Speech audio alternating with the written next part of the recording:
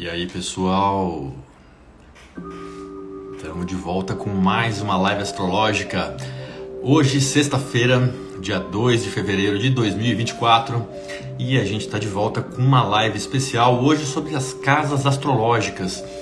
Uma visão diferente das casas astrológicas. A gente vai falar sobre as casas astrológicas pela lente do cinema e da literatura. E quem vem trazer essa visão é um astrólogo aí super experiente, que tem mais de 30 anos de astrologia aqui no Brasil, que é o Edil Carvalho. O Edil também é um dos membros fundadores do grupo de pesquisas Academia Celeste, mas as credenciais dele eu dou já já. Deixa eu puxar o Edil primeiro aqui para essa conversa e já vou dando boa noite aqui pro Gilvan, pro Gustavo Tirelli, Gel Giuliani.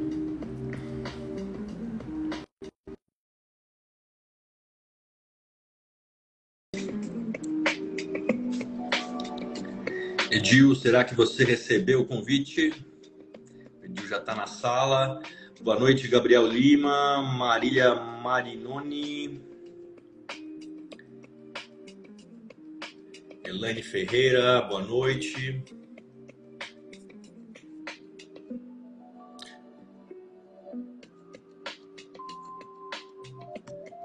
Lembrando que essas lives ficam salvas aqui nos Reels, para quem quiser conferir. E também ficam salvas no YouTube, no meu canal, @PauloNapoli. Então, se você perdeu alguma das lives, ou se você, de repente, perder essa daqui e não tiver aqui, pode conferir depois também. Boa noite, Tamires Pereira. Boa noite, Edu Pretel, Cecília Berredo.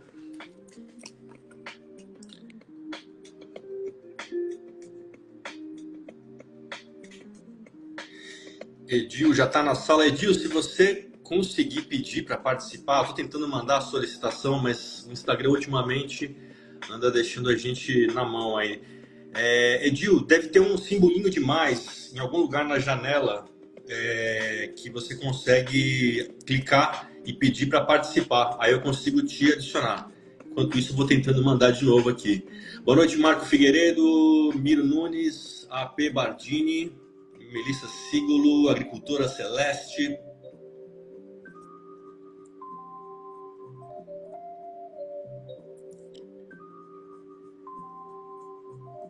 Estamos começando já já, apenas resolvendo os problemas técnicos no Instagram aqui, que fazem parte da live, né? Coisa ao vivo é assim mesmo.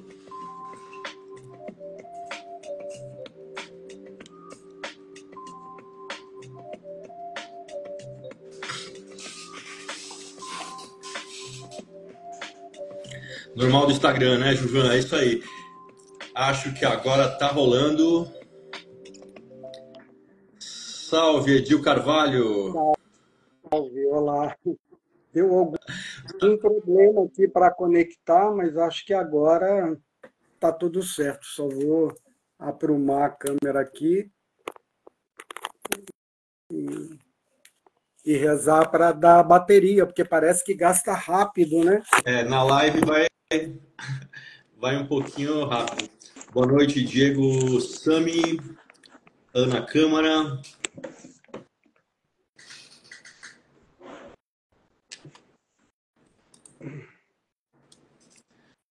Bom, Edil, primeiramente queria te agradecer aí por aceitar esse convite, né? É uma satisfação enorme falar contigo aí, um astrólogo com uma bagagem invejável aí na astrologia brasileira. E antes de eu começar o papo com o Edil, eu queria, para quem não conhece o Edil, dar as credenciais aí do Edil, como já é de costume, né? Eu sempre apresento aí os convidados, né? Então, para quem não sabe, o Edil Carvalho começou a estudar astrologia em 85, na Astrociência, no Rio de Janeiro, com o professor Eduardo Maia. Em 92, ele se formou em astrocaracterologia com o filósofo Olavo de Carvalho e também defendeu uma tese sobre a vida e obra do poeta Fernando Pessoa.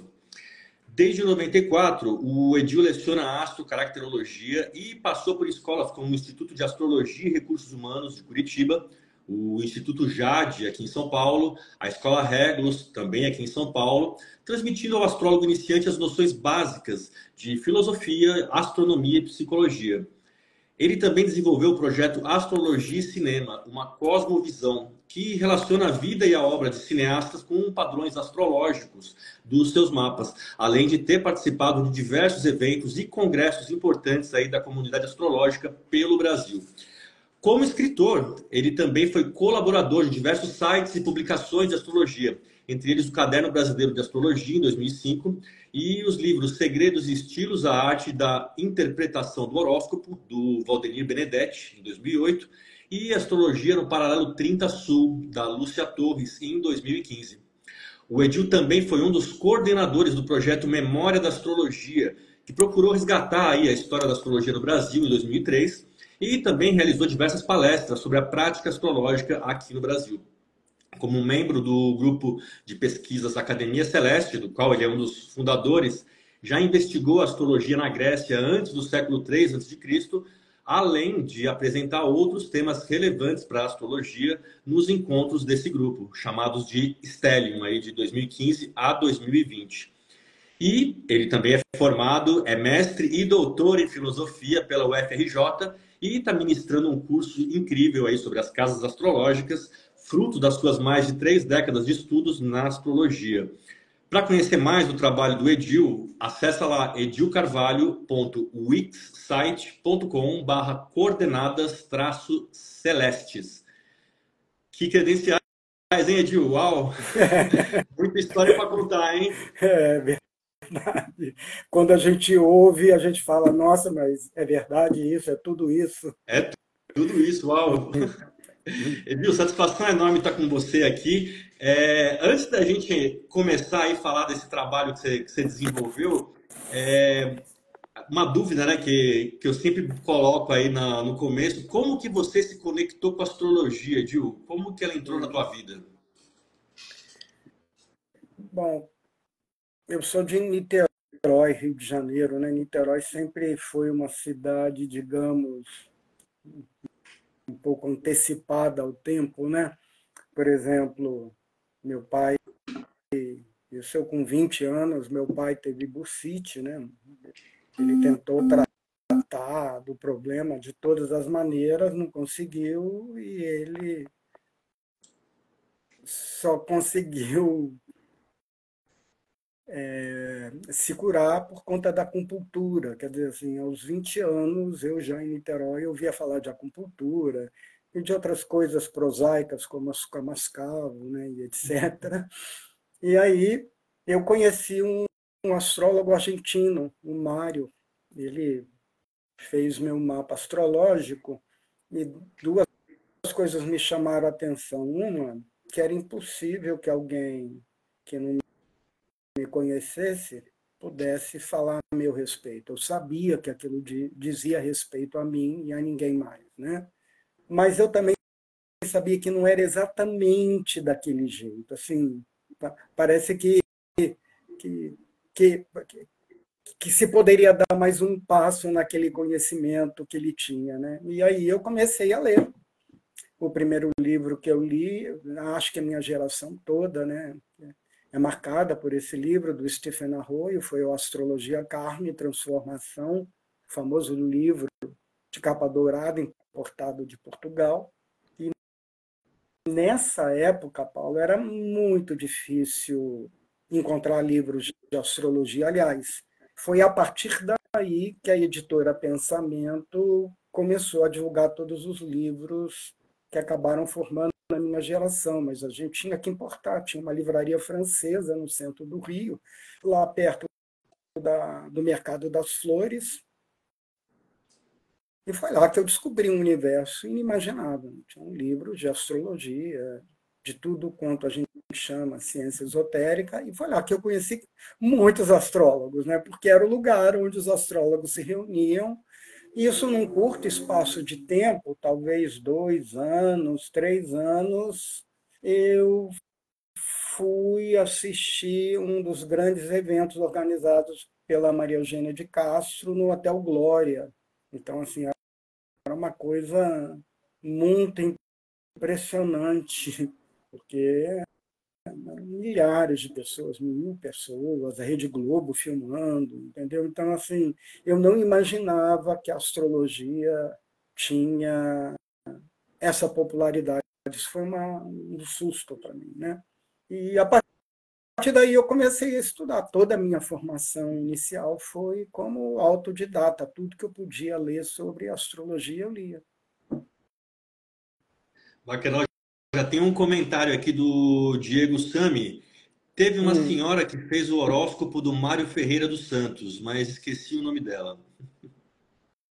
olha, eu não sei quem fez o horóscopo dele, não. É uma astróloga carioca, porque assim, se for algum dos astrólogos antigos, estou aqui supondo, se é uma mulher, é a Marta Pires, né? Mas não tenho, eu não sei quem calculou o mapa dele. O Aldo S. Dias comentou aqui que foi a Emma de Machiville. Foi a dona Emma. Gente, eu não sabia essa. Essa a gente tem que gravar para a posteridade. Olha que boa notícia. Muito bom. Não, eu não fui aluno da dona Emma, não conhecia a dona Emma. A dona Emma formou os astrólogos que vieram na geração anterior a mim e que eram os astrólogos que já davam palestras, cursos e participavam dos eventos organizados pela Maria Eugênia de Castro. No Rio, assim, dois grandes astrólogos que foram alunos da dona Emma foi o Bola e agora esqueci o nome da outra astróloga carioca que também foi aluna dela e que recorrentemente fala em nome da dona Emma de Meshiville. A Cláudia Lisboa, lembrei, perdão. Boa, né? Ela tem o trabalho da Luz e Sombra, né? A Emi, né? Ela tinha, Isso, exatamente isso. ó, tem mais comentário aqui. O Jean Bodin gostaria de saber o que dizer sobre alguém que tem casa 2. Se é que posso perguntar. Já Eu já vou te respondo, começar, Jean. já que eu vou começar a falar das casas, e aí eu posso falar um pouquinho da casa 2, sim, sem dúvida. O Aldo Dias comentou aqui. Ela disse que ele tinha o mapa de um fundador de civilizações. Uau! Eu não conheço, eu nem sabia que a dona Emma tinha feito o mapa do Mário, né? E também não conheço a interpretação. Na realidade, eu descobri isso hoje aqui. Essa é, para mim, a grande novidade do dia, a primeira. Sensacional. E Edil, já entrando no nosso assunto aqui, no nosso tema de hoje, primeiramente, né, assim, o que são as casas astrológicas, né? Para quem estiver caindo aqui de paraquedas e de repente não conhece muito de astrologia, mas está curioso para saber mais, como que você poderia explicar aí o que são Vou as casas? explicar. Agora eu vou ter que tirar aqui o carregador, que estou carregando o tempo todo para manter essa conversa por uma hora. Bom, acho que a primeira coisa que a gente precisa lembrar é que o mapa astrológico, Paulo, ele é composto de três sistemas que interpenetram e formam uma combinatória muito vasta, né? O primeiro sistema é o mais popular e conhecido de todos, é o zodíaco, composto pelos planetas. O segundo sistema é o sistema dos planetas e, por sua vez, o último, o sistema das casas, das quais pouco se fala. As casas são menos populares que o zodíaco e os signos, por exemplo, né? Agora, para a gente entender essa combinatória e essa conexão, a gente tem que lembrar que as casas astrológicas elas descrevem a perspectiva do nativo, do sujeito que se encontra na superfície da Terra, que está enxergando todo esse movimento celeste em torno dele. Né? Então, deixa eu dar, se eu consigo representar aqui, por exemplo, imaginem que isso daqui é o sujeito, tá? E o sujeito, então, está sobre determinada superfície da Terra que é representada por essa caneta, né? Na astronomia, ela tem um nome muito sugestivo, Paulo. Ela é chamada de horizonte do observador. E por quê? Porque é sobre essa posição que o sujeito vai enxergar o movimento do que os astros fazem ao longo do zodíaco que cerca o sujeito, né? Então, por exemplo, Vamos imaginar que em determinado momento um astro vai aparecer na linha do horizonte, né? E quando isso ocorrer, esse planeta vai estar na frente do sujeito, ele se dispõe à frente do observador. Mas, passado algumas horas, é claro, esse planeta vai continuar o seu percurso e vai atingir a sua culminação máxima. E, sob a perspectiva do observador, esse planeta, é claro, está se colocando acima dele, do observador. Mas, passado algumas horas, de novo, esse planeta vai se pôr lá no outro lado da linha do horizonte, né? E, sobre a perspectiva do observador, esse planeta está atrás do sujeito. Mas, passando algumas horas de novo, esse planeta vai se colocar lá abaixo, do outro lado da superfície onde o sujeito se encontra. Vai se colocar nessa direção que eu estou chamando de abaixo, né? Essas 4 direções espaciais, Paulo, frente, acima, atrás e abaixo, elas são muito importantes, porque elas designam as cúspides das casas astrológicas mais importantes de um mapa. Por exemplo, a frente, aonde o planeta nasce à frente do sujeito, designa a cúspide da casa 1, que a gente chama de ascendente. Essa direção espacial acima, ela designa a cúspide da casa 10, que a gente chama de meio do céu. Por sua vez, quando o planeta se põe nessa direção espacial, há uma configuração muito importante do mapa astrológico que está sendo representado por essa direção espacial, que é a cúspide da casa 7, que a gente chama de descendente. E, por sua vez, é claro, lá embaixo, essa direção espacial, ela designa a cúspide da casa 4, que a gente chama de descendente. E essas 4 direções espaciais, Paulo, com essas 4 casas, né, com essas 4 posições do mapa, se formam os pontos, né, as direções espaciais que, desde a antiguidade, eram consideradas para construir um mapa astrológico. Tanto é que a maioria dos sistemas astrológicos, os sistemas de domificação, que foram criados para calcular as casas astrológicas, todos eles, em sua maioria, obedecem à posição do ascendente, descendente, meio do céu e fundo do céu. Todas as outras casas são derivadas dessas 4 posições do mapa. Então, elas são muito importantes, né?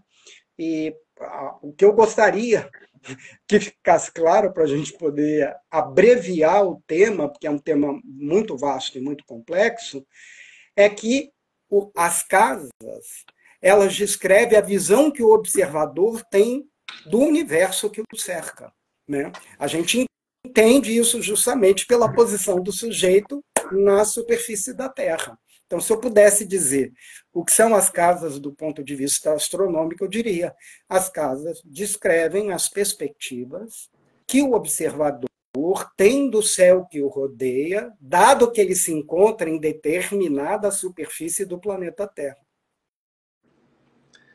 Maravilha, ou seja, onde tiver o observador, ele vai ter um horizonte diferente aí, né? Por mais que ele esteja sobre o mesmo céu, mas o nosso amiguinho observador que estiver lá na China, ele vai estar vendo um outro horizonte diferente do nosso. Isso. É isso aí, né, Edil? É isso. Eu acho que tem um detalhe que a gente pode completar aqui, eu não vou esgotar, só vou dar um exemplo. Eu acho muito curioso que a direção espacial que vem a designar a cúspide da casa 10 no meio do céu é a direção espacial que mostra exatamente que tem um planeta que está acima do sujeito. Essa direção espacial, ela me parece, ela mesma indicar o significado da casa 10. Assim, boa parte da literatura astrológica vai se referir à casa 10, por exemplo, como autoridade, como aquilo que está acima de você, a sua posição dentro da hierarquia social. Então é muito interessante, né? Porque a própria direção espacial que designa o início da casa 10, o meio do céu, ela mesma parece explicar o significado da casa 10. Eu acho isso muito importante, gostaria de frisar isso, porque isso está diretamente ligado a uma disciplina muito cara à astrologia, que é chamada de simbolismo natural, né? Assim, a natureza mesmo é simbólica, mas a gente precisa entender o que há na natureza que implicaria determinados significados. Acho que um caso mais fácil de digerir é o caso da casa 10, que é designado pela direção espacial superior e acima, e que confere com boa parte da literatura astrológica, que entende a casa 10 como a casa de tudo aquilo que está acima de nós: poder, autoridade, hierarquia, instituições e etc. E você vê um paralelo inverso com a casa 4, por exemplo, sobre os significados do fim da vida, né? Vejo, vejo, não sou eu que vejo, né? Mas vejo também. Assim, o Chris, eu gostaria de recomendar um grande pesquisador, um grande astrólogo da astrologia tradicional antiga, que é o Chris Brennan. Ele já escreveu 2 livros, assim, onde ele especula bastante sobre o assunto, e em determinado momento lá, quando ele vai falar do significado das casas, ele fala assim: poxa, mas se a casa 10 é a casa do domínio público, a casa 4, por sua vez, só poderia ser o domínio do privado. Daquilo que ocorre, agora eu vou falar com a minha linguagem, tá? De tudo aquilo que ocorre em nosso interior, e só as pessoas mais íntimas é que acabam sabendo, né? Em determinado momento ele vai falar também, e acho que é o mais importante, que a casa 4 na antiguidade era chamada do mundo subterrâneo. E ele lembra também que boa parte da astrologia moderna vai dar significados às casas que elas não tinham no passado, justamente porque a modernidade vai entender que há uma relação entre signo e casa. Essa relação não existia na origem da astrologia. Mas, quando ele vai conversar sobre as casas, Paulo ele vai falar que a casa 4, além de seu domínio privado, era chamada de mundo subterrâneo. E é muito interessante, porque, por exemplo, se a gente pegar Homero, né, a gente vai ver lá que o mundo subterrâneo é o lugar para onde vão as almas dos mortos, né? O Hades, o buraco lá. Tem passagens, né, inteiras de Homero onde estão lá os mortos falando desses buracos do mundo subterrâneo. Se for assim, a gente poderia imaginar, supor, tá, que a casa 4 se chamava de subterrâneo, de alguma maneira ela estava designando um mundo da alma, né? E em outro momento, além do Brennan falar que a casa 4 é do domínio privado, além de ser o mundo subterrâneo, ele também diz que a casa 4 é a fundação da felicidade. Eu acho isso muito interessante, porque a gente poderia pensar, se a casa 10 designa o reino e o mundo coletivo, né, o mundo hierárquico, ou o mundo das regras e pressões sociais, a casa 4, por sua vez, designa as regras e as pressões emocionais. Tudo aquilo que a alma nossa nos pede, porque a alma é desejosa de felicidade, né? A alma não consegue ficar vazia e insatisfeita, né? Então, há um paralelo entre a casa 4 e a casa 10, teria que haver, porque são casas complementares. Eu acho que esse é um sentido que a gente poderia dar a essas 2 casas que pertencem ao mesmo eixo, se a gente ouvir um pouquinho o Chris Brennan, né? Eu poderia completar com uma coisa que eu acho interessante, se você quiser. Por favor. Na República de Platão, ele levanta uma discussão sobre a justiça, né? Então, na República, há uma busca pelo entendimento do que é a justiça, né?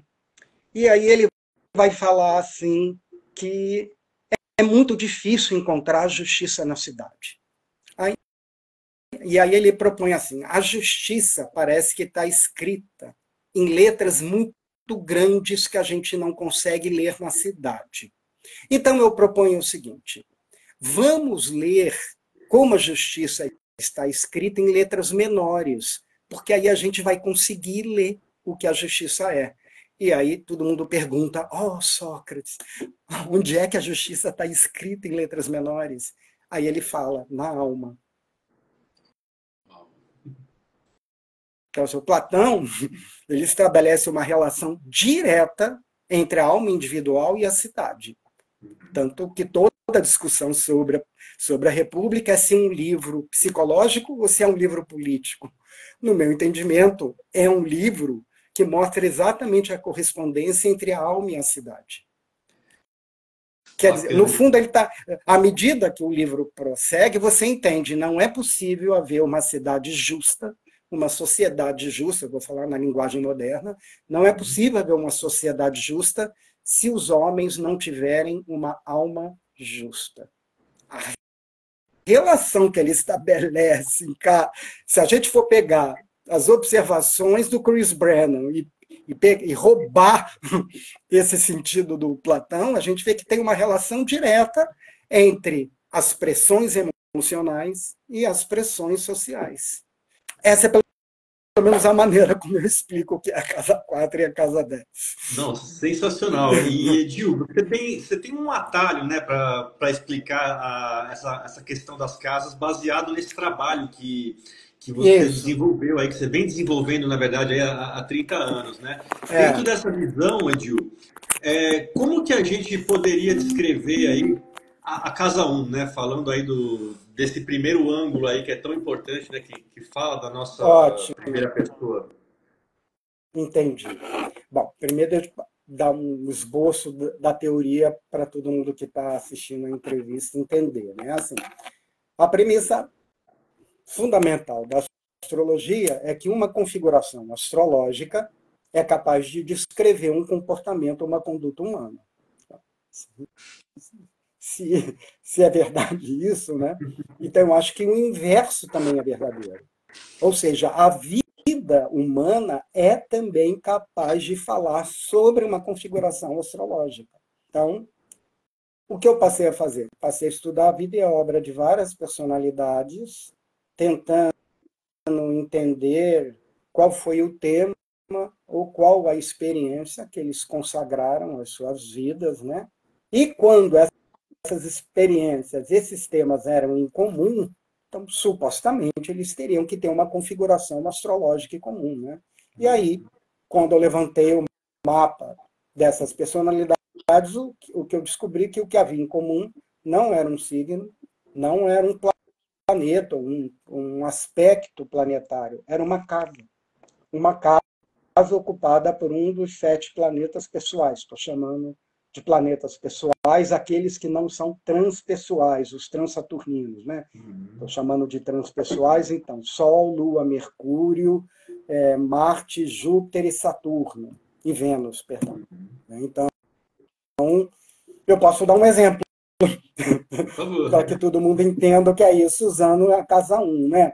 Bom, vamos falar do Bergman, do cineasta, né? O Ingmar Bergman. O Ingmar Bergman tem um filme que marcou a história do cinema, chamado Persona. Persona conta a história de uma atriz de teatro que entrou em crise de identidade. Ela fica paralisada no palco. E aí ela vai para um hospital psiquiátrico e a diretora do hospital psiquiátrico vai virar para ela e vai falar assim: olha, Elizabeth Vogler. O nome da atriz é Elizabeth Vogler. Eu entendo você. Você tem o desesperado sonho de ser. Não parecer, mas ser. E aí, a diretora do hospital psiquiátrico continua fazendo o diagnóstico da Elizabeth Vogler. Você vou falar na minha linguagem, tá? Você é doida para você ser quem você é, mas você não consegue. Porque toda vez que você faz um sorriso, você acha que é uma careta. Toda vez que você faz um gesto, você acha que esse gesto é falso. Então, você é uma pessoa que acha que é sempre falsa. E essa apatia na qual você entrou aí agora é também um personagem. E o que eu espero de você, Elizabeth Vogler, é que você abandone essa apatia, como você abandonou todos os papéis que um dia você assumiu no teatro. Eu acho isso muito forte. Vamos, pelo menos, reter desse filme essa informação, né? É alguém com uma crise de identidade. Um outro filme do Bergman, só para mostrar que o tema é repetitivo, é o primeiro filme dele chamado Crise, que eu recomendo a todos. Esse é um filme muito, muito bom de se ver. Tem personagens que são protagonistas e tem um personagem que, a princípio, parece secundário, mas ele vai tomar a dianteira ao longo do filme. É um ator. Ele engana todas as mulheres. Ele conta uma história muito triste de si mesmo para ganhar a compaixão das mulheres e, claro, para dormir com as mulheres depois, né? E aí, o que acontece é que ele já é amante de uma mulher que é idosa, que vai acabar trazendo a filha dela, porque ela abandonou a filha e depois ela resolve resgatar a filha e traz a filha para dentro de casa. E claro que o ator vai dar em cima da menina, né? Pois bem, resumindo, no final do filme, quando a mãe pega o amante na cama com a filha, né? Ela resolve falar quem ele é de verdade. E aí ele também resolve falar quem ela é de verdade. Porque ela, então, tinha escondido o caso que ela tinha com esse amante para a filha. Então, assim, todo mundo é desmascarado. Essa cena acontece no lugar onde essa senhora trabalha, que é um salão de cabeleireiro. O salão de cabeleireiro é onde a gente vai melhorar a nossa imagem. Tá? E é cheio de cabeça sem perucas, tal. E aí todo mundo, de repente, todo mundo resolve falar o que acha do outro e todo mundo se revela. E aí ele fala assim: eu vou me matar. E ninguém acredita que ele vai se matar, porque ele sempre usa esse argumento para ganhar a compaixão das mulheres. Ele sai do salão de cabeleireiro. Do lado do salão, diga-se de passagem, tem um teatro, onde está passando uma peça. Inclusive, quando você está no salão, você ouve as deixas dos atores que estão lá no teatro. Então, fica o fingimento do teatro faz parte do ambiente do salão de cabelo. Ele chega em frente ao teatro e ele se mata. E aí, a gente entende, ele se matou porque ele não aguentou, enfim, sustentar a falsidade que ele vinha sustentando ao tempo todo. A gente pensa que ele deu um tiro na cabeça. Não foi na cabeça, Paulo. Foi na cara. Ele deu um tiro no rosto. Entendeu? Ele deu um tiro justamente nessa plataforma que a gente tem, através da qual a gente passa uma imagem falsa de si mesmo. Mas esse é o tema de Persona, é a face. Esse é o tema de Persona, esse é o tema da crise. Se você pegar um outro diretor, como, por exemplo, o Orson Welles, o filme onde isso fica muito clássico dele é o F for Fake. Graças a Deus, em Portugal, foi traduzido como F de falso, no Brasil foi traduzido por verdades e mentiras. Mas do que F de fake fala? F de falso fala? Fala, na realidade, F de fake, o Orson Welles vai pegar um documentário que estava sendo rodado sobre um falsificador de pinturas. Ele não é um pintor de verdade, ele é um pintor falso. Esse falsificador de pinturas, ele vai ter uma biografia escrita por um falso biógrafo, porque ele escreveu uma biografia de um cara que ele nunca entrevistou. E, inclusive, esse biógrafo vai ser preso por conta disso. E aí o Orson Welles se apropria dessas duas figuras, conta a história delas, se compara com elas e depois fala assim, pois é, quem de nós três é o mais canastrão? Querendo dizer quem de nós três é o mais falso, né? Aí ele fala, a minha vantagem é que eu fui parar em Hollywood.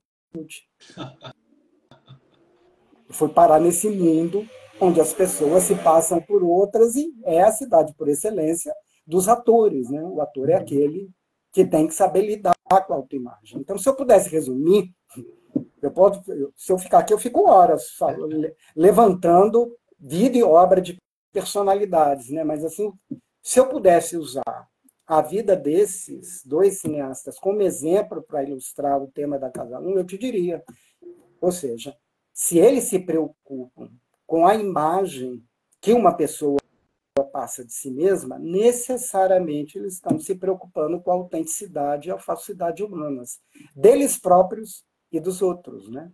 Então, é claro que são pessoas que vão se importar com a aparência, com o jeito como eles se mostram, são pessoas que podem ter condutas que podem variar muito, ou pessoas muito exibidas ou muito inibidas, e daí a gente tira um repertório de comportamentos que podem ser deduzidos se a gente tomar o tema da Casa 1 como tema da autoimagem. A autoimagem que ora revela a identidade e ora esconde a identidade. Posso fazer uma observação? Por favor.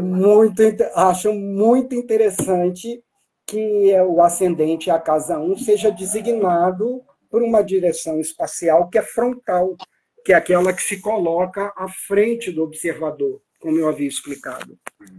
Tem um filósofo chamado Julián Marias, que vai lembrar que o termo usado em grego para falar da máscara do ator, já que eu falei de alguns atores aqui, quando falei do Bergman, é prosopon.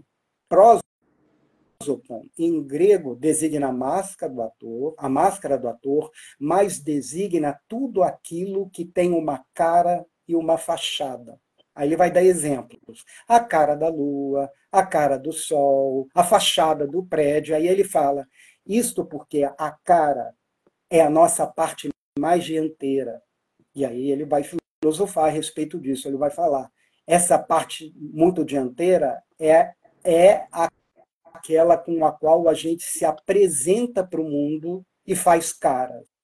E aí ele começa todo um discurso sobre a autoimagem, que a cara é a plataforma que, por excelência, onde a gente transmite uma imagem que ora revela a nossa identidade e ora oculta. Mas achou interessante que justamente o ascendente, que é determinado pela direção espacial à frente, venha, por sua vez, coincidir com a parte mais frontal do nosso corpo, segundo Julián Marias, né?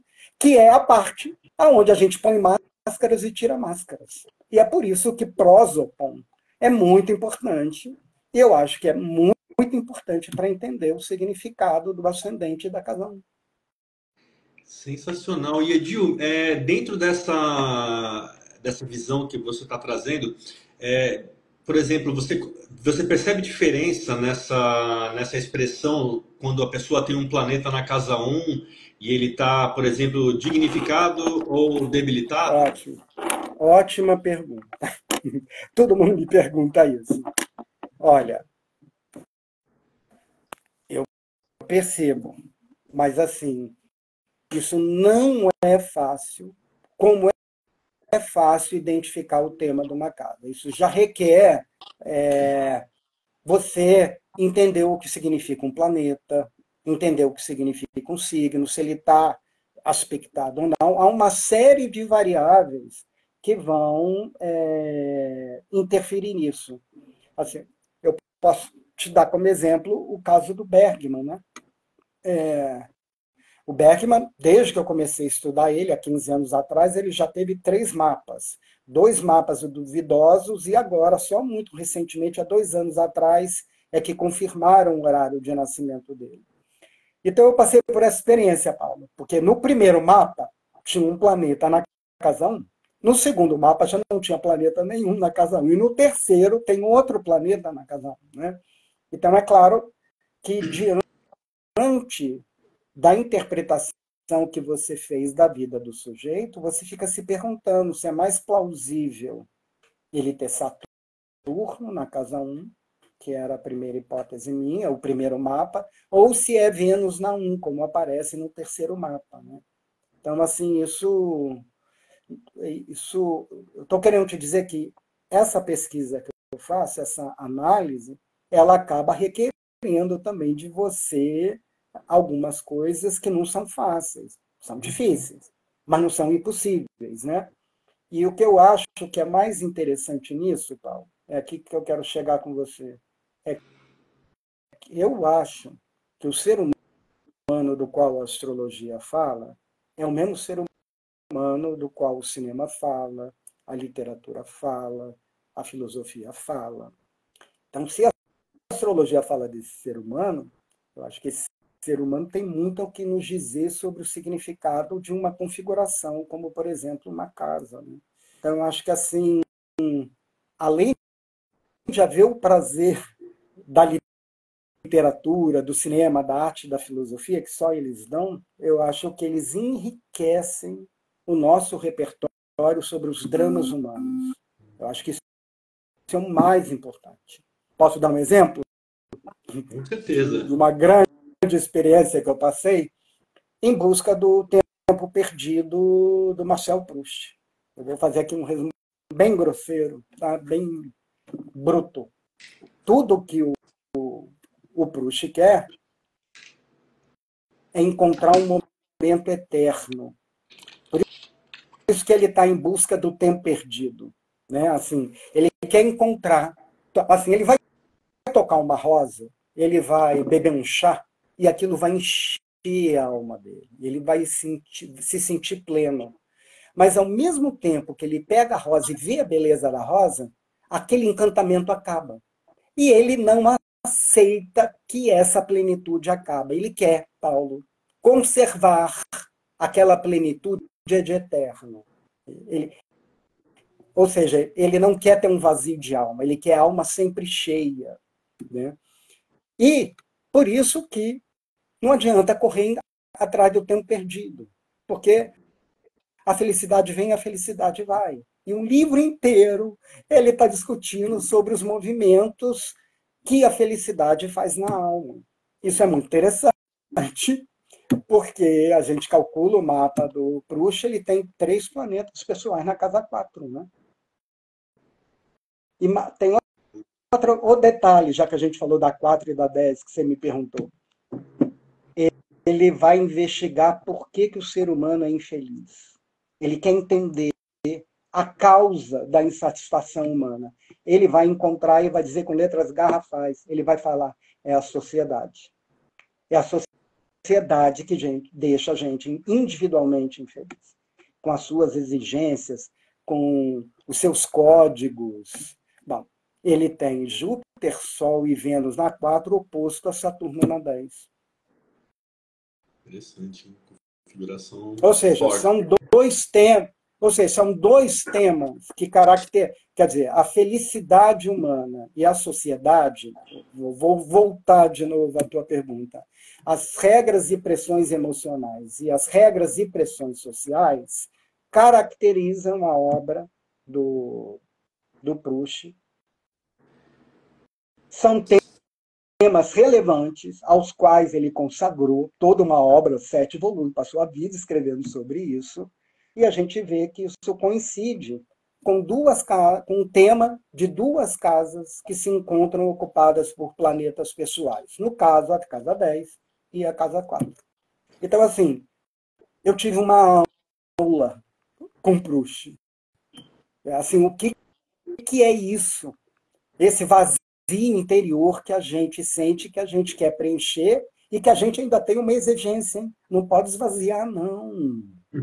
Eu quero estar sempre cheio, sabe? Assim, como se eu fosse uma bola de luz que nunca se apagasse, né? Eu quero a plenitude, mas o tempo se vai. A felicidade não é permanente e duradoura. E aí a gente sofre.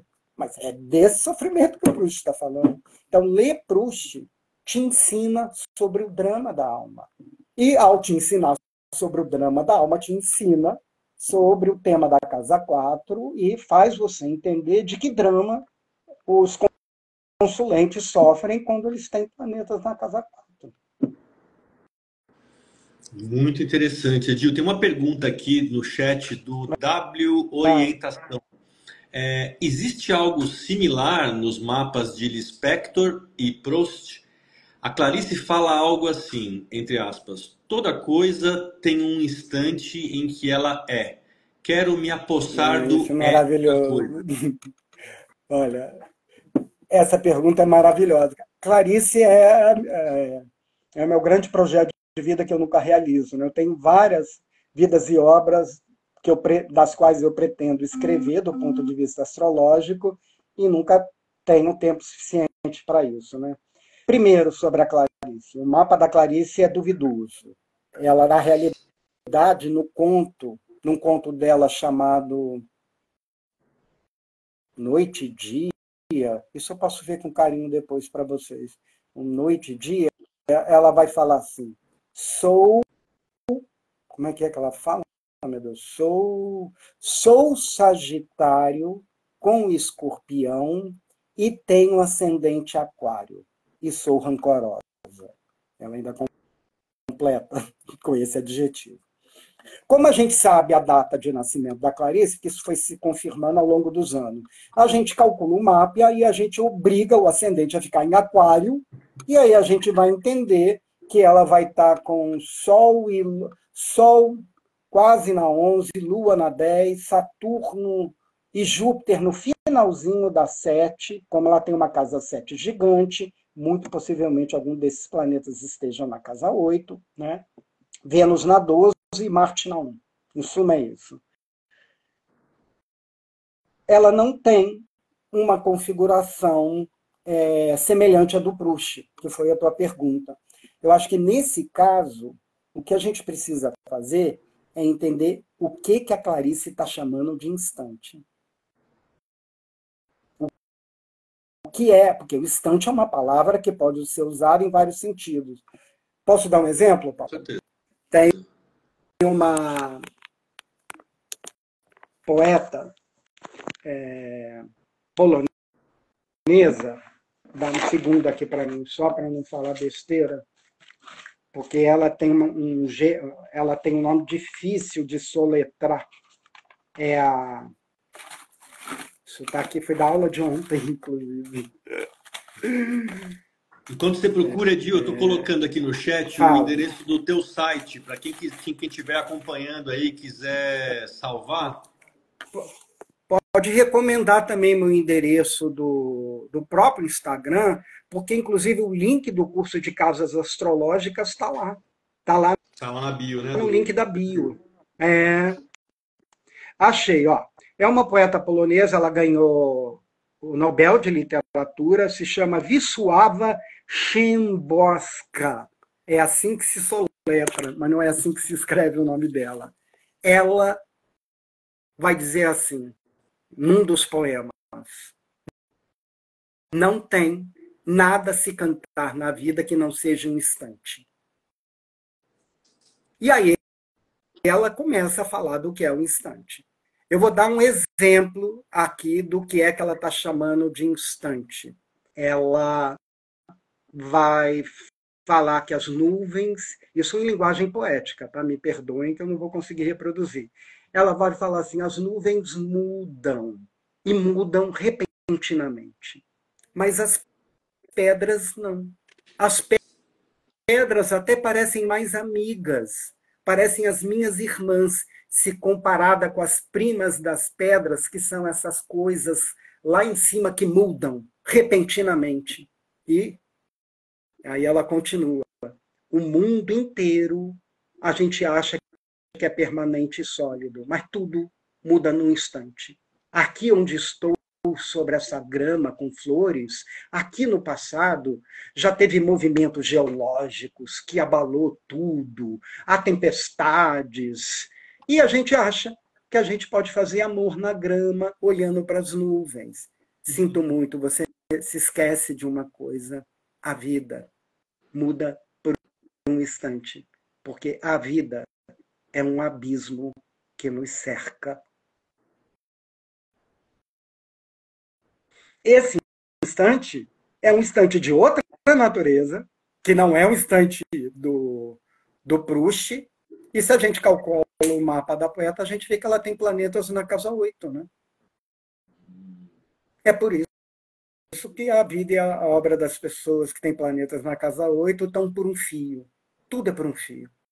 Porque eles precisam que a vida seja dinâmica. A vida tem que ser, vamos dizer assim, composta de perigos, né? Muito Porque interessante. E, Edil, quanto mais perigoso, melhor.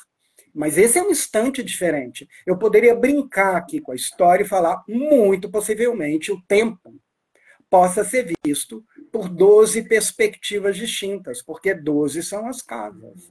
Qual é o tempo característico da casa 4? Qual é o tempo característico da casa 12? E qual é o tempo característico da casa 8? Sem dúvida, seria um grande exercício. ó, perguntaram aqui, e o instante da casa 12? Ai, não tem. Esse é um exercício que eu preciso fazer ainda, não sei te dizer, não. É uma boa pergunta. Esse exercício só me apareceu aqui na cabeça agora, em função da pergunta que me fizeram, né? Se o instante lispectoriano é idêntico ao instante proustiano. Me parece que não, mas o mais importante ainda é que eles não têm casas semelhantes, né? E aí por isso que eu lembrei da poeta polonesa, né? Porque ela é clara. Ela fala: não há poesia se não houver um instante. Ela de toda a poesia é para elogiar o instante. E aí, quando você estuda a obra dela, você começa a entender o que é um instante, né? Edil, eu tô assim de queixo caído, porque é uma carga assim impressionante de cultura, de literatura e a gente realmente não. Eu queria ter uma live maior para poder, com Pois calma, é, assim, só fazendo o curso contigo mesmo, né? Mas antes da gente falar do curso, Edil, eu queria saber contigo, assim, né? Ainda falando dessa visão para a gente já vamos lá. começar finalizar, você falou, assim, ficou bem claro a questão dos ângulos, né? De como eles aparecem na vida da pessoa, especialmente quando ela tem ali, né, planetas nesses ângulos. Agora, no caso de casas cadentes, por exemplo, né? Assim, que são as que estariam caindo do ângulo, vamos dizer assim, que teriam, em tese, uma proeminência menor, né? Um protagonismo menor. Como que elas aparecem na obra desses autores? Você chegou a olhar Boa essa. pergunta, boa pergunta. Assim, primeiro, uma observação que eu acho que é importante, né? Eu acho que a gente consegue deduzir o significado das casas cardinais, que foram as que eu expliquei, em função das direções espaciais. É possível. Agora, eu digo que isso é possível também entre os astrólogos. Eu não sei se um leigo aceitaria o argumento que eu apresentei aqui agora, né? Que a casa 10, por ser a direção espacial que indica tudo que está acima, é correspondente à experiência humana da autoridade, porque a autoridade está acima de nós. Eu acho que astrólogo aceita isso facilmente. Eu não sei se quem não é astrólogo ou quem não tem uma mentalidade simbólica aceitaria isso tão fácil. Mas, independente disso, a gente não consegue, eu, Edil, pelo menos, não consigo deduzir o significado das outras casas astrológicas que não sejam cardinais. Por exemplo, por que, que a casa 2 vai designar um mundo material? Com a sua qualidade e com a sua quantidade. Por quê? Por que, que essa direção espacial, que está ali, logo depois da casa 1, vai designar isso e não vai designar outra coisa? Não tenho a mínima ideia. Está entendendo? Isso é uma maneira de dizer assim que tem uma série de buracos a ser preenchidos, pelo menos para mim, dentro da minha cabeça. Né? Assim, coisas que eu gostaria de entender que eu próprio ainda não consegui entender. Tá? Primeiro, essa colocação. Segundo, que a gente tem que lembrar, e acho que o Chris Brennan, de novo, deve voltar à tona, que as casas sucedentes e cadentes, elas são determinadas pelas casas cardinais. Ou seja, é a casa 1 que vai determinar a casa 12 e a casa 2. Da mesma maneira que a casa 4 que vai determinar a casa 3 e a casa 5. É que quando a gente aprende a sequência, né, de cardinal, casa sucedente e cadente, a gente acha que a sequência é essa. Não, a sequência não é essa. A sequência é de cada ponto cardinal para a casa anterior e posterior.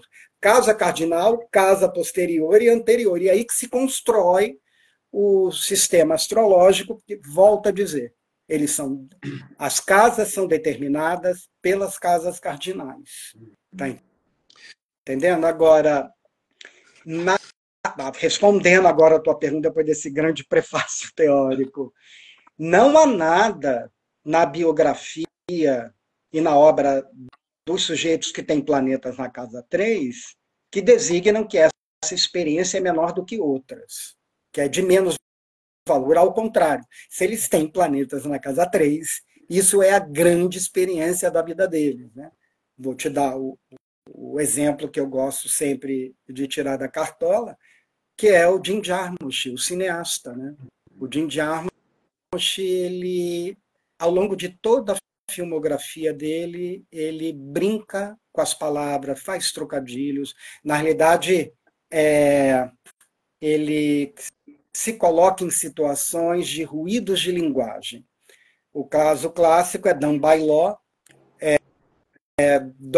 um italiano, veja só, vai ficar na prisão com 2 americanos, ele não sabe se comunicar com os 2 americanos, porque não entende a mesma língua, e ele tem um caderninho, Paulo, onde ele anota toda a palavra nova que ele aprende. Só que ele anota a palavra com o sentido que ele acha que ela tem. Então, ele dá sentido às palavras que não conferem com as palavras. E isso cria um ruído do qual a gente cai na gargalhada o tempo todo. Um outro detalhe é que um americano se chama Jack e o outro se chama Zack. E eu que já assisti esse filme 20, 30 vezes, nunca consigo lembrar quem é Jack e Zack. E por quê? Porque o Jim Jarmusch teve a habilidade de escolher como nome próprio 2 nomes que sonoramente são iguais. E ele está fazendo isso de propósito. Ele está usando da língua para criar um sentido que acaba mexendo com o espectador. Né? O próprio Jim Jarmusch fala que quando ele começou a se interessar por cinema, que ele foi ver os filmes do Ozu, um grande diretor japonês, que não tinha legenda. E que ele era obrigado a entender tudo sem legenda. Ele falou, mas é claro, porque o ser humano se comunica de um modo que dispensa as palavras. Mas esse é um grande tema da vida do sujeito que tem planetas na casa 3, né? Ele quer entender... No caso dele, ele tinha, você lembra de qual planeta ele tinha na 3? Saturno na casa 3, perdão. Saturno na casa 3. Então, esse é o reino, né? É aquilo que faz parte. O sujeito que tem planeta na casa 3 consagra a sua vida à comunicação. Por isso que ele se interessa por linguagem, simbolismo, tradução, se a pessoa usou bem ou mal determinada palavra, entende que as pessoas se desentendem porque não sabem conversar e se comunicar. Né? Então, o ruído da linguagem é aparente aos olhos do sujeito que tem planetas na casa 3. Né? Na tradição astrológica, né, a Lua ela tem um júbilo na casa 3, né? Ou seja, ela teria uma capacidade de expressão maior na casa 3. E de fato tem cineastas, tem artistas, comunicadores que têm essa Lua. Se eu não me engano, inclusive o Almodóvar tem uma Lua em Câncer na 3. Não lembro agora, eu vi nas aulas lá do... Você me pegou. Eu também não me lembro. Eu teria que ver o mapa no celular. E eu não posso mexer nele agora. Eu vi esse mapa há uns meses atrás, mas eu queria saber se você percebe uma diferença de modulação nessa questão da comunicação de acordo com o planeta presente. A presença foi o que eu te respondi antes. É claro que um signo e um planeta com ou sem aspectos vai modular o tema da casa. Uhum. Agora, a gente precisa entender o tema da casa que vai sofrer as variações. A gente precisa entender que tema é esse. O que é curioso, que quando a gente estuda a vida e obra de personalidades com planetas na casa 3, e que o tema dominante é a linguagem e a comunicação. né? No caso do Jim Jarmusch, se eu pudesse explorar mais, eu exploraria com vontade, porque é um cara, cada filme revela isso. Eu acho que o melhor de todos é, claro, o Dan Bailon, né? Agora, tem um, se eu pudesse falar mais, para dar um exemplo de Casa 3, eu lembraria do Muito Além do Jardim, que é um filme do Hal Ashby e que teve como protagonista ai meu Deus, o cara que fez a Pantera Cor-de-Rosa, Peter Sellers? Peter Sellers. Vamos lá. O Peter Sellers estava cansado de fazer o papel da Pantera Cor-de-Rosa, ele queria um filme que marcasse a carreira artística dele, cai na mão dele o livro, o que chamava O Videota, e ele fala, é esse filme, é esse livro que eu quero filmar. Ele não encontrou nenhum diretor para filmar esse filme, exceto o Hal Ashby.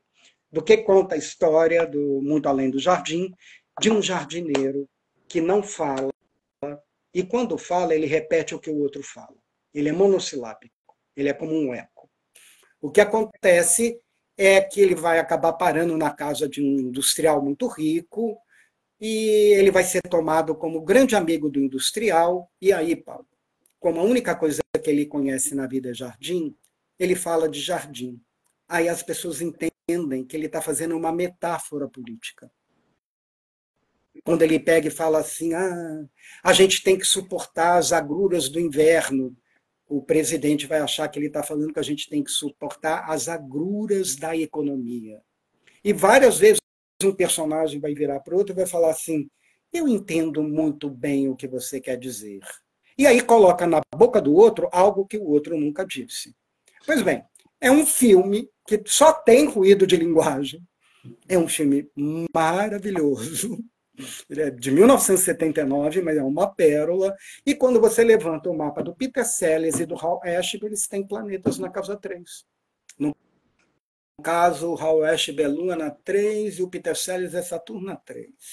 Então, assim, que vai haver uma modulação, vai, mas assim, eu acho que para falar da modulação com maior clareza, eu acho que primeiro você precisa de mais tempo do que esse que a gente tem aqui, né? Segundo, eu teria que pegar e falar da natureza dos planetas, e como pelo fato deles terem naturezas distintas, como é que eles iam fazer essa modulação distinta na casa, né? Mas assim, se você notar, é aqui que eu queria chegar, só falar da casa já dá um trabalhão, sabe? Só ver o tema a qual a pessoa dedica a sua vida, ou o tema que marca a sua vida, ou o tema do qual a gente sofre, ou o tema que deixa a gente doido, né? Então, acho que isso já é um primeiro passo, digamos assim. É esse primeiro passo que eu estou querendo dar há 30 anos, que é o tema do meu curso. Maravilhoso, Edir. Onde eu ia chegar agora, né? Assim, você teve esse curso durante a semana, já teve um início aí, né? Mas eu queria que você falasse um Uma pouquinho para quem prévia. está assistindo, né? Para quem está acompanhando esse papo e quer conhecer mais dessa tua visão cultural sobre as casas astrológicas e quer estudar aí contigo, fazer esse curso, conta um pouquinho como que a pessoa pode te conectar, o que que ela pode aprender. Na realidade, eu acabei de realizar um evento que durou 3 dias, onde eu fiz a exposição teórica de tudo que eu estou falando aqui para vocês. Quais foram os psicólogos que eu considerei, quais foram os astrólogos, quais foram os filósofos. Tudo isso, na realidade, foi uma prévia de um curso que eu vou começar agora, dia 18 de fevereiro, é num domingo. É um curso que vai ser realizado domingo sim e 2 domingos não. Um domingo sim, 2 domingos não.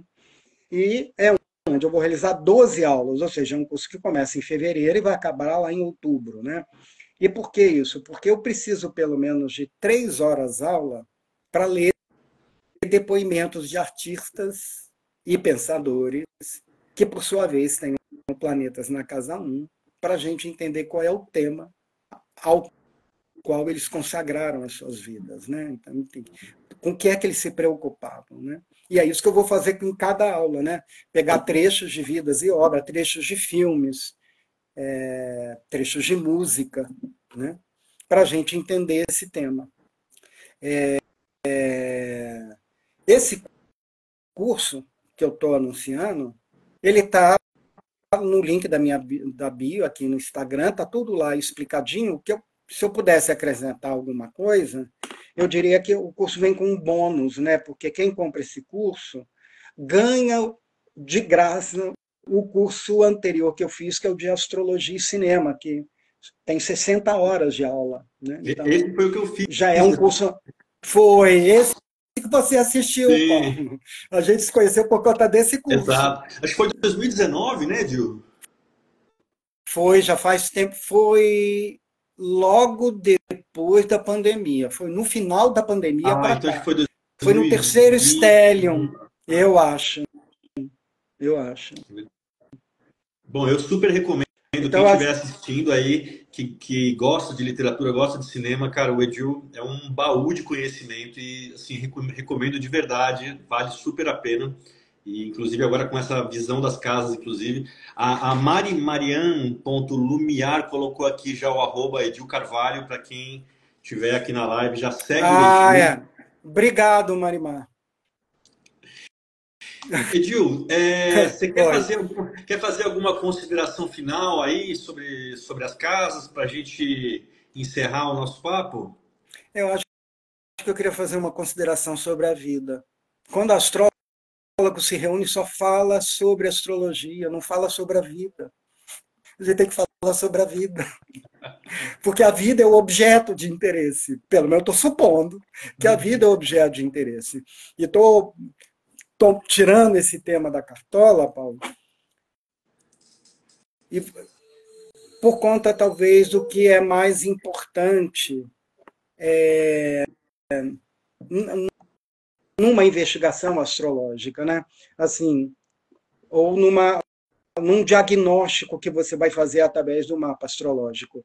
Assim, ou você intuitivamente conhece todos os tipos humanos e todos os dramas humanos, para você entender todos os dramas aos quais as configurações astrológicas se referem, ou então você se educa.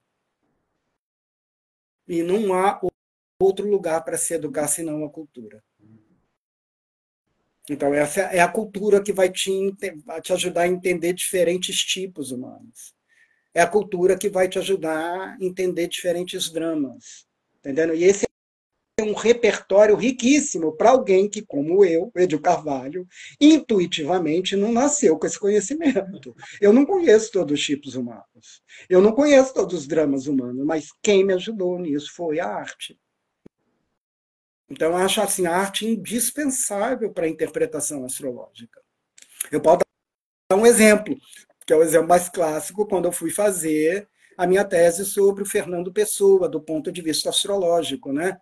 E eu achava que tudo aquilo que ele falava da sociedade, né, da política... O Fernando Pessoa tem uma obra política vastíssima, que infelizmente chegou ao Brasil com muito tardar. Então a gente, às vezes, nem sabe que ele tinha preocupações políticas. Mas o primeiro verso que ele compôs para a mãe dele, a primeira quadra foi: ó terra de Portugal, ó terras onde nasci, ainda que goste mais dela, eu gosto mais de ti, ó mamãe. Ele compara Portugal à mãe. E diz, ó Portugal, ainda que eu ame mais você, eu amo minha mãe. Eu acho extraordinário numa criança. Tá entendendo? Alguém mostrar assim um apreço pelo lugar onde vive, né? Eu estou dando isso como exemplo, só para te dizer que quando eu ouvi o Fernando Pessoa falar de política, de amor pela cidade, ó, Portugal, eu achava que aquilo tudo era bobagem, que ele estava mentindo. Né? Achava que aquilo ali era que eu achava que nenhum ser humano era capaz de ter preocupações políticas legítimas. Veja só, hein? Olha a cabeça do Edil há 30 anos atrás. E aí, à medida que eu fui lendo a tese, conversando com meus colegas de classe e tudo, eu fiquei muito surpreso, Paulo. Porque aí eu comecei a entender que é possível, sim, um ser humano ter preocupações legítimas, preocupações políticas de ordem social, E quando, depois desse estudo, eu calculei o mapa do Fernando Pessoa, eu vi que ele tinha Lua e Saturno na 10. Então, assim, que lição eu tiro disso? Que se eu não tenho um conhecimento vasto das dores humanas, dos dramas humanos, eu não vou conseguir interpretar uma configuração astrológica, porque eu estou fechado em mim mesmo, Paulo. Eu estou fechado na minha visão de mundo. E na visão de mundo do Edil, todo mundo que tem preocupação política é um babaca. Bom, eu ganhei uma lição de vida com o Fernando Pessoa, né? Foi o Fernando Pessoa que me mostrou, Edil, você está errado, meu filho. O teu olhar é limitado.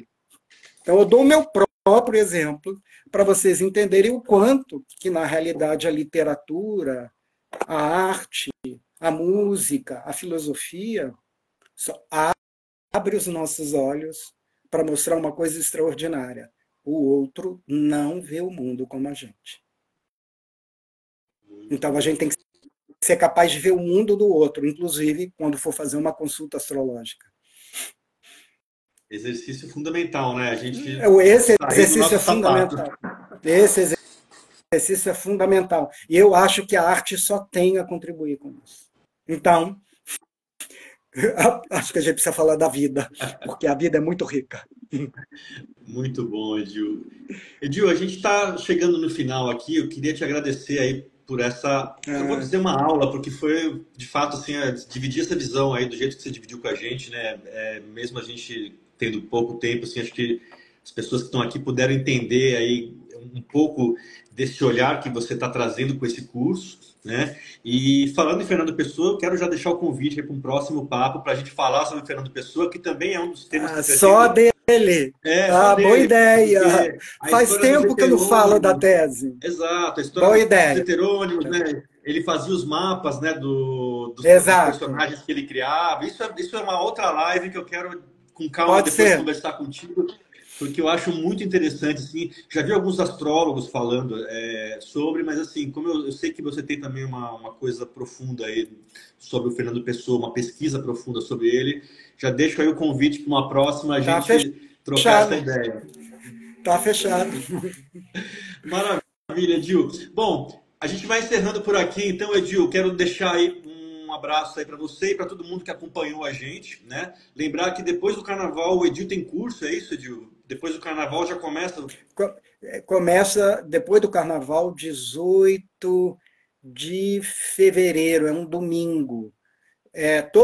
Domingo sim, domingo não, domingo sim, domingo não, todos os domingos a partir das 16 horas, o curso, cada aula dura 3 horas, mas essas 16 horas, dependendo do grupo que se formar, a gente pode começar uma hora cedo, uma hora mais tarde, eu estou dependendo de formar quórum para pelo menos fechar o horário, mas a princípio seria às 16 horas.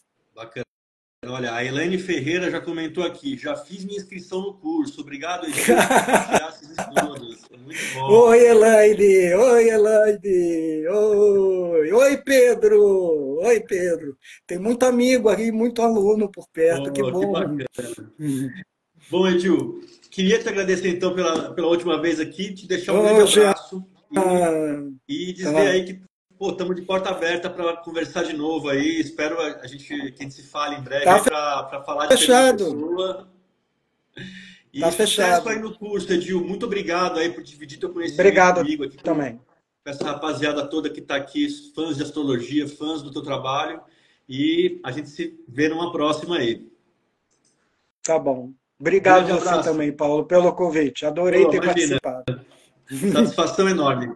Boa noite a todas, todos e todas. Boa noite, tchau, tchau. Gente. Tchau, até mais.